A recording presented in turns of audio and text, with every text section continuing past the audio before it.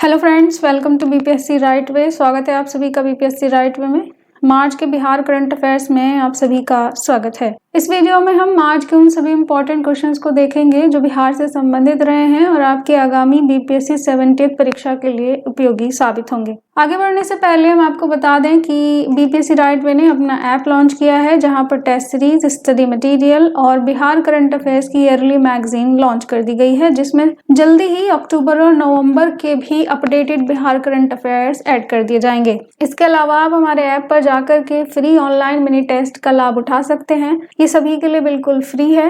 ये बीपीएससी के नए पैटर्न पर आधारित है, बाइलिंगुअल है, यानी हिंदी इंग्लिश दोनों में है। देखते हैं आज का पहला प्रश्न। कपिल देव प्रसाद ने किस पारंपरिक कला के संरक्षण और विकास के लिए अपना जीवन समर्पित किया, जिसके लिए उन्हें पद्म पुरस्कार से सम्मानित किया गया था?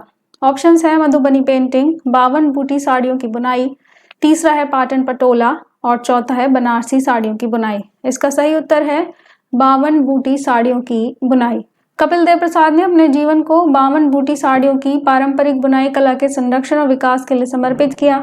ये जो बुनाई की टेक्निक है बहुत ही अनूठी है। इसमें 52 यानी 52 विभिन्न रूपांकनों को बौद्ध धर्म और संस्कृति के प्रतीकों के रूप में कपड़े पर उकेरा जाता है। उनके इस महत्वपूर्ण योगदान के लिए ही उन्हें पद्म पुरस्कार से सम्मानित किया गया था। भारत के पहले राष्ट्रीय डॉल्फिन अनुसंधान केंद्र का उद्घाटन किस शहर में किया गया है? ऑप्शन है वाराणसी, पटना, कोलकाता या फिर हरिद्वार। इसका सही उत्तर है पटना में। भारत का पहला राष्ट्रीय डॉल्फिन अनुसंधान केंद्र पटना के गंगा नदी के पास स्थापित किया गया है। ये इंपॉर्टेंट क्वेश्चन है और इसका उद्घाटन 4 मार्च 2024 को बिहार के मुख्यमंत्री के द्वारा किया गया। इसका उद्देश्य है लुप्तप्राय गंगा नदी डॉल्फिन का कंजर्वेशन और जो उनका प्राकृतिक आवास है उसका बारीकी से अध्ययन करना। बिहार के औरंगाबाद जिले में प्रधानमंत्री के द्वारा कितनी राशि की विकास परियोजनाओं का अनावरण किया गया? ऑप्शंस हैं 15,000 करोड़, दूसरा है 18,500 करोड़, तीसरा है 21,400 करोड़ रुपए, चौथा है 25,000 करोड़ रुपए। इसका सही उत्तर है ऑप्शन सी। आप आगे देखेंगे कि प्रधानमंत्री के द्वारा बिहार में काफी सारी विकास परियोजनाओं का अनावरण किया गया है। सो रीजन साफ है, इलेक्शन इसका रीजन है। कहीं औरंगाबाद में, कहीं नवादा में, जगह जगह है, तो इसलिए प्रश्न इंपॉर्टेंट बन जाते हैं। प्रधानमंत्री ने औरंगाबाद जिले में 21,400 करोड़ रुपए की परियोजनाओं का अनावरण किया। इसमें राष्ट्रीय राजमार्ग, रेलवे, गंगा पर 6 लेन वाला पुल, यूनिटी मॉल और नमामि गंगे योजना के तहत सीवेज ट्रीटमेंट प्लांट शामिल है।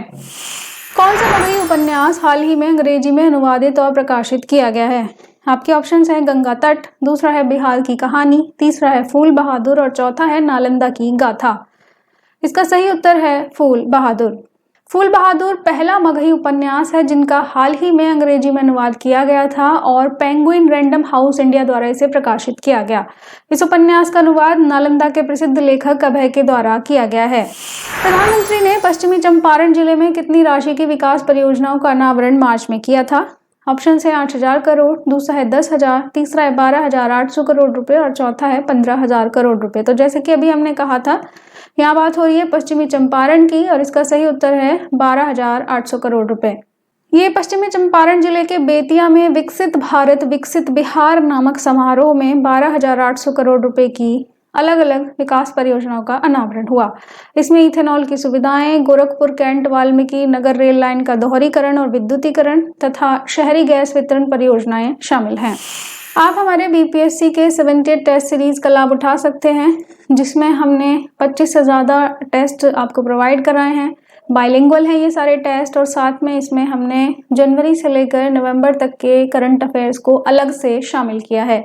इसके अलावा नेशनल और बिहार करंट अफेयर्स का एक अलग से टेस्ट सीरीज भी हमने लॉन्च किया है, जिसके चलते आपकी करंट अफेयर्स की तैयारी पूर्ण रूप से कंप्लीट हो जाएगी। बिहार सरकार ने आयुष्मान भारत योजना के तहत राज्य के किन कार्ड धारकों को हर साल 5 लाख तक का मुफ्त इलाज प्रदान करने का निर्णय लिया है? ऑप्शंस हैं गरीबी रेखा से नीचे के कार्ड धारक यानी बीपीएल कार्ड धारक, दूसरा है राशन कार्ड होल्डर्स, तीसरा है आधार कार्ड धारक, चौथा है वोटर आईडी कार्ड धारक। इसका सही उत्तर है राशन कार्ड धारक। इंपॉर्टेंट प्रश्न है ये। तो बिहार सरकार ने आयुष्मान भारत योजना के तहत राज्य के सभी राशन कार्ड धारकों को हर साल 5 लाख रुपए तक का मुफ्त इलाज प्रदान करने का निर्णय लिया है। यह योजना राष्ट्रीय खाद्य सुरक्षा अधिनियम 2013 के तहत आने वाले सभी राशन कार्ड धारकों को लाभान्वित करेगी। बिहार के नए विद्युत विनियामक आयोग के अध्यक्ष के रूप में किसे नियुक्त किया गया? ऑप्शन है ब्रजेश मेहरोत्रा, ऑप्शन बी है रविंद्र शंकरन, ऑप्शन सी है आमिर सुबहानी और ऑप्शन डी है कपिल देव प्रसाद। इसका उत्तर है ऑप्शन नंबर सी। बिहार के मुख्य सचिव पद से ये इन्होंने वॉलंटियर सेवानिवृत्ति की और इसके बाद ये बिहार विद्युत विनियामक आयोग का अध्यक्ष नियुक्त हुए हैं। ये आयोग के छठे अध्यक्ष हैं। इस पद पर वो 5 साल या 65 वर्ष की आयु तक कार्य करेंगे। बिहार में किन 2 नए वंदे भारत एक्सप्रेस ट्रेनों का अनावरण मार्च में किया गया? ऑप्शन है पटना वाराणसी और पटना रांची, दूसरा है पटना से गोमती नगर और पटना से न्यू जलपाईगुड़ी, तीसरा है पटना से गोमती नगर और पटना कोलकाता और चौथा है पटना से रांची और Patna Howrah. Again very important question. इसका सही उत्तर है पटना से गोमती नगर और Patna new Jalpaiguri route. So again प्रधानमंत्री ने ये अनावरण किया बिहार में और जो पटना गोमती नगर है उस वंदे भारत का पड़ाव वाराणसी और अयोध्या धाम के तीर्थ नगरों में भी होगा। बिहार की मैथिली ठाकुर को किस पुरस्कार से सम्मानित किया गया है और यह पुरस्कार किस अवसर पर दिया गया? ऑप्शन है संगीत प्रतिभा पुरस्कार स्वतंत्रता दिवस पर, ऑप्शन बी है लोक कला सम्मान दशहरा पर, ऑप्शन सी है cultural ambassador of the year महिला दिवस पर प्रदान किया गया या ऑप्शन डी है नेशनल क्रिएटर्स अवार्ड गणतंत्र दिवस पर पुरस्कृत किया गया।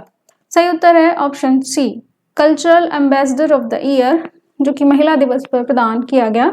ये बिहार की लोक गायिका है मैथिली ठाकुर, इन्हें प्रधानमंत्री ने पुरस्कार दिया। बेगूसराय की मेनका मल्लिक को कौन सा पुरस्कार दिया गया?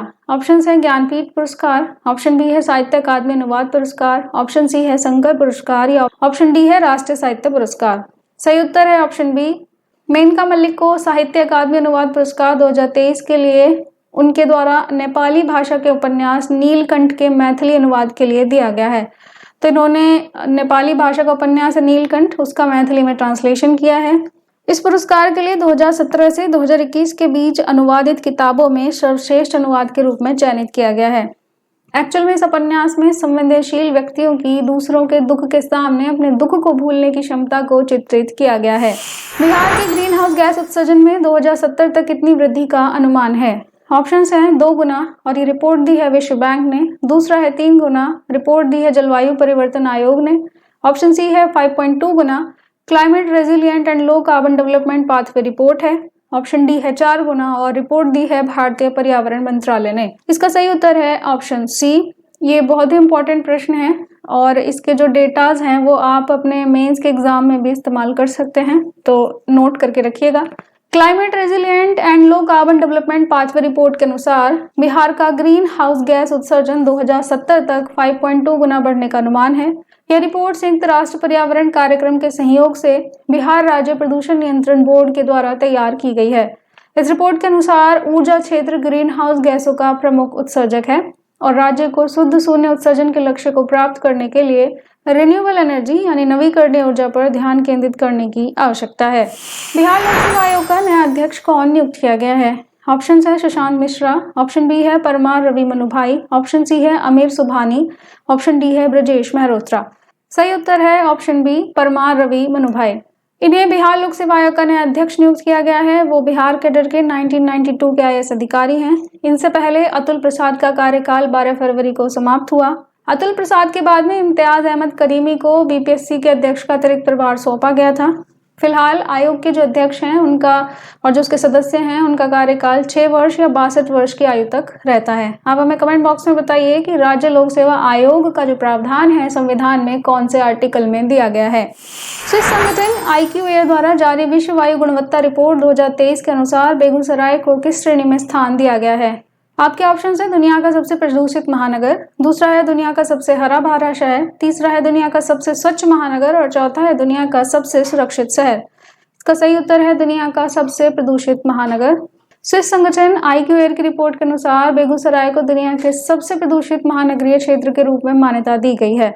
इस रिपोर्ट के मुताबिक बेगूसराय का औसत PM 2.5 का जो सांद्रता है वो 118.9 माइक्रोग्राम प्रति घन मीटर है, जो अन्य सभी महानगरीय क्षेत्रों से बहुत अधिक है। भारत की वायु गुणवत्ता को लेकर भी यहाँ पर चिंताजनक आंकड़े दिए गए हैं, जिसमें भारत वायु प्रदूषण के मामले में विश्व स्तर पर तीसरे स्थान पर है और दिल्ली की बात करें तो सबसे प्रदूषित राजधानी ये बनी हुई है।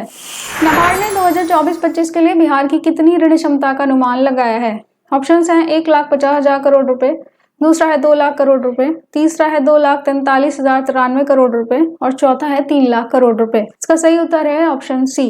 राष्ट्रीय कृषि और ग्रामीण विकास बैंक यानी नाबार्ड ने 2024-25 के लिए बिहार की जो लैंडिंग क्षमता है, लैंडिंग कैपेसिटी है, उसका अनुमान 2,43,093 करोड़ रुपए लगाया है।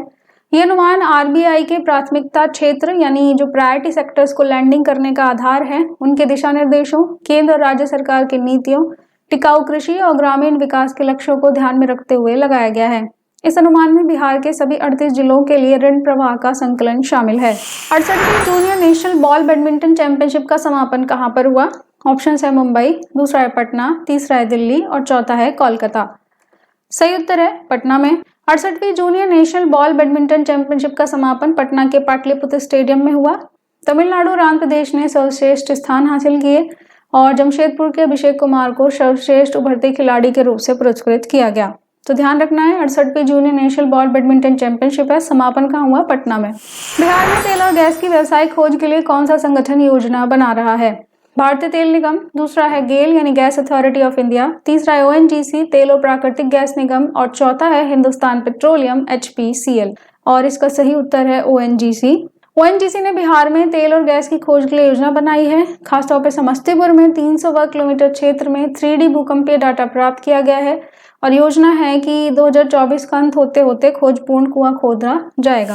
सब जूनियर राष्ट्रीय तलवारबाजी प्रतियोगिता में केशर राज ने किस इवेंट में कांस्य यानी ब्रॉन्ज पदक जीता है?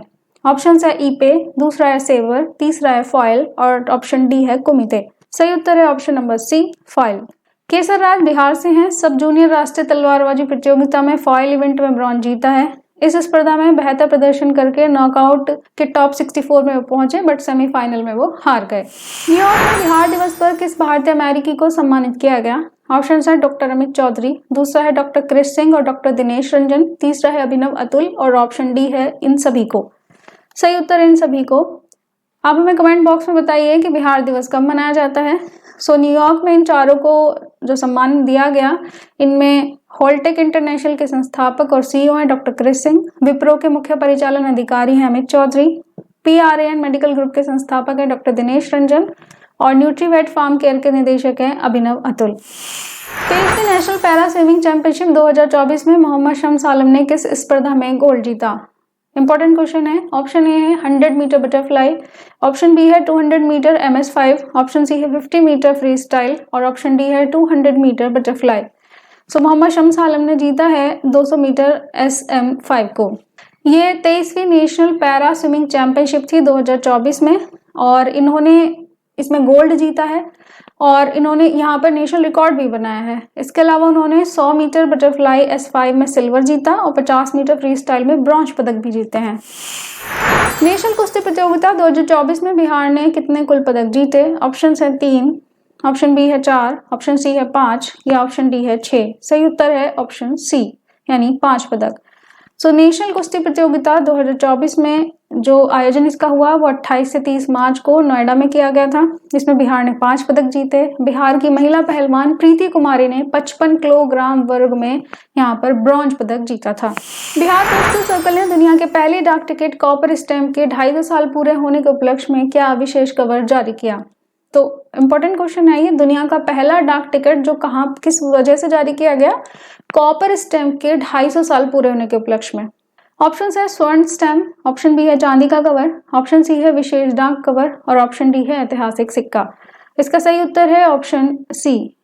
डाक विभाग बिहार ने 250 वर्षों की यात्रा का सम्मान करते हुए दुनिया के पहले डाक टिकट कॉपर स्टैम्प के जारी होने के उपलक्ष्य में एक विशेष डाक कवर जारी किया। यह तांबे का स्टैम्प मार्च 1774 में पटना अजीमाबाद से जारी किया गया था।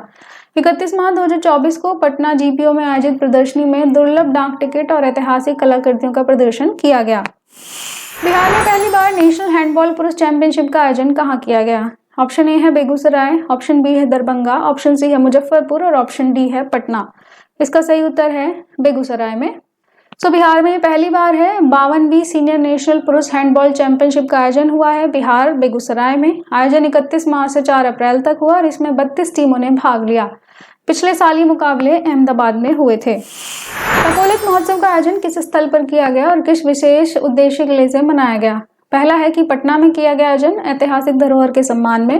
दूसरा है नवादा में हुआ ककोला जलप्रपात को धरोहर में शामिल करने के लिए। ऑप्शन सी है भागलपुर में हुआ पर्यटन को बढ़ावा देने के लिए। और ऑप्शन डी है मुजफ्फरपुर में हुआ जलप्रपात के संरक्षण के लिए।